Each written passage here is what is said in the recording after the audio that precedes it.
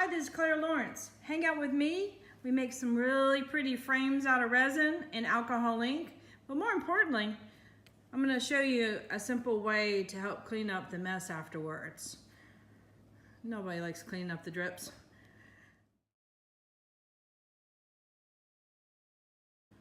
Howdy, howdy, everybody. This is Clara Lawrence. We've all done some great pieces of art, and then you get to the fun stuff. Okay, I'm just kidding. All the messy drips and stuff like that. I've got a great tip that you can do to prepare ahead of time to make the cleanup a lot easier. Just one of the ways you can do this. So stay tuned. We're going to talk about resin drips today.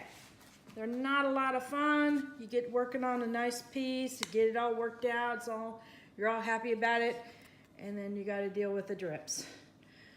Okay, so there's a couple ways of doing it. Either one, you can do the work afterwards, or two, you can do the work before and help prevent the problem. Well, it's actually not necessarily prevent, it just makes the cleanup time a little bit easier. There's a couple different ways to go about doing this, but there's a product that another artist buddy of mine, Josie Lewis, shared with me, and it's going to be surprising. Liquid latex. You paint this on beforehand. So for example, if you have I've got this nice little piece, itty bitty piece, and I would paint it on beforehand on the back edge. And if it was small enough or detailed enough, I might even go on the inside. Then when it was all dry, I'd flip it over, do my resin art the way I'd like to do it, flip it over again after it's all cured, obviously.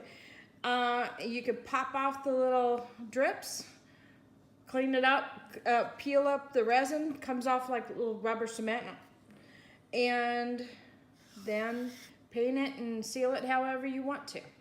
So I figured we'd put this to the test, and I purchased some little frame cutouts. It has lots of nice little holes. Figured it'd be a nice pain in the butt kind of process, you know, if you wanted to go through this with drips, and figured it was a good test.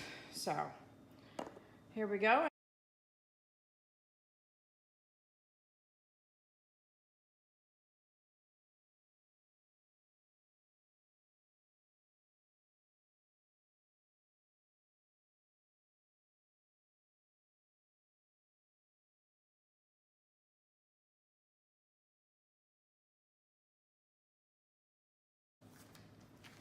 Okay, I've got all the frames done. They're drying right now. You can see some of the being yellow, and the white areas still need to dry, but the yellow bits are dry already.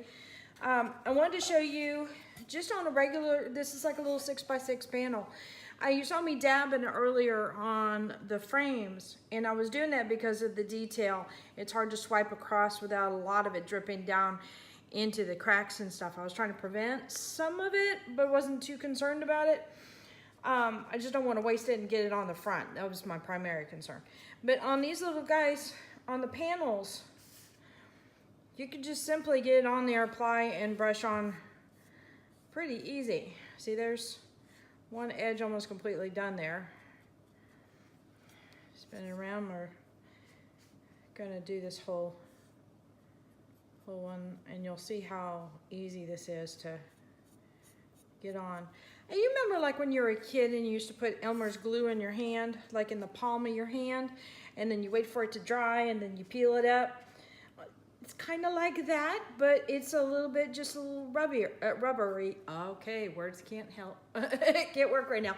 It's a little rubberier. Nope, it's still not working. It's stretchy. At any rate,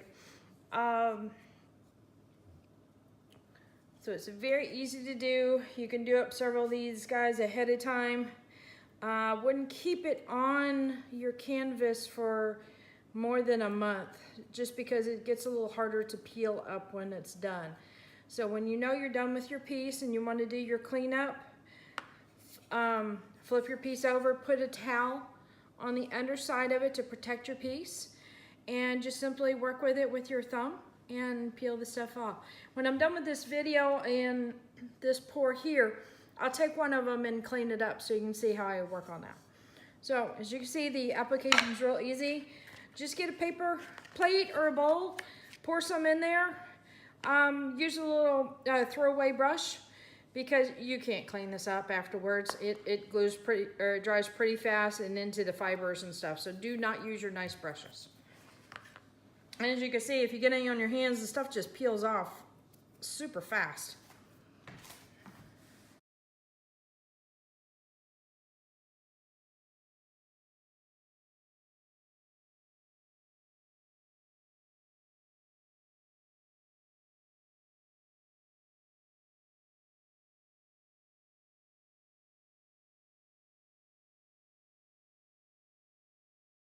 Okay, let me tell you what I have done here.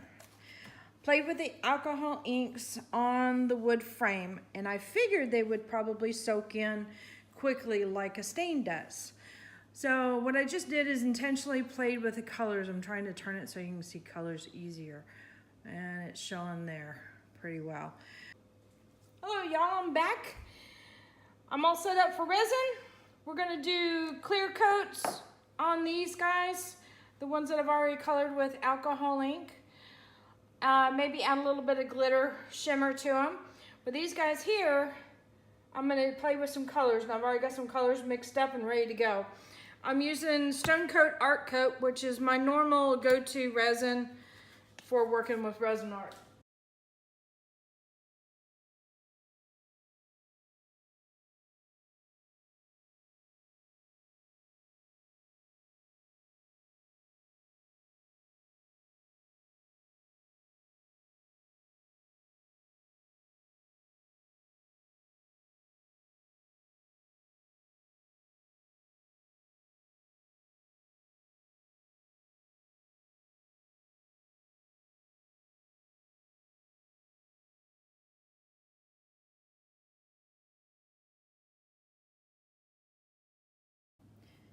Hey guys, we are done with curing.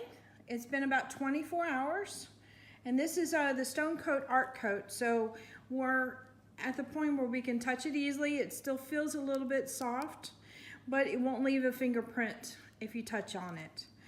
Now, we're at the stage where it's easiest to do the cleanup, and I picked up the blue one because it's really easy to see where the drips are on the back side. Now at this point, if I chose to do a second coat, I would say go ahead and knock off the drips. If it keeps, if the latex is still on there, in other words, you still feel that sticky, not really sticky, but a rubbery feel to it, and it seems intact, leave it on there for your second coat. It'll make the cleanup a lot easier. If it has come up with your drips, then go ahead and apply another coat of the latex solution. It'll make the cleanup for the second part just as easy. Okay, so on the drips, let's see if I can get one here that's really easy to see. Okay, here's a nice gnarly drip here. All right, now granted I've got some long claws here, but if you can get behind it and push this way, they usually come off pretty easy when they're at this soft cure stage. See, there wasn't much effort there. Now, if it is a little harder because of it being a little bit longer in the curing process, sometimes you can get a screwdriver or something like that to push up against that edge, and you can get to pop up. Be careful when you get to these kind of areas here where obviously it's connected to a bunch of different spots. Just approach it pretty slow, push it on an edge, again the same way. In this case I'm going to try and do it with my fingernails. Hopefully I don't have to dig out the... It's giving up. Okay, so it's starting to see, it's starting to peel up. And for anybody who likes peeling, you're gonna like this part. So just keep at it, and the whole thing will come up really, really easy and smooth. Now, I'm not too worried about the staining because I'm gonna paint all the backside black anyway. It's just a matter of how you want to finish your stuff off. But keep at it, and the whole thing will come up nice and clean. I wanted to give you an update on removal of the drips on the back. Now this proved a pretty good challenge because of all the cutouts, and you'll get some small holes here where resin will come through and it'll bond probably from the front to the back. Those don't easily pop off with the latex. So in this particular case, any spots like this, I'd probably go ahead and sand down anyway. However, where I use this technique mostly is with flat art panels. This is like that little 6x6 piece that I quickly painted with the latex. And you see these drips here, and they're super soft, so they just come off no problem whatsoever. And it makes the cleanup really easy.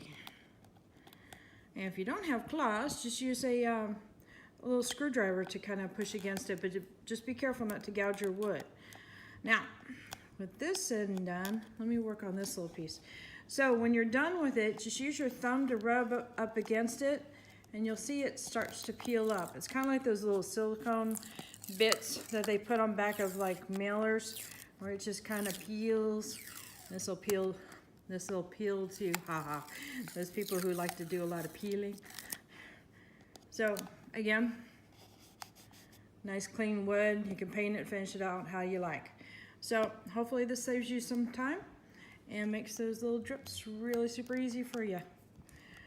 Talk to you later. Don't forget to like and subscribe. Bye.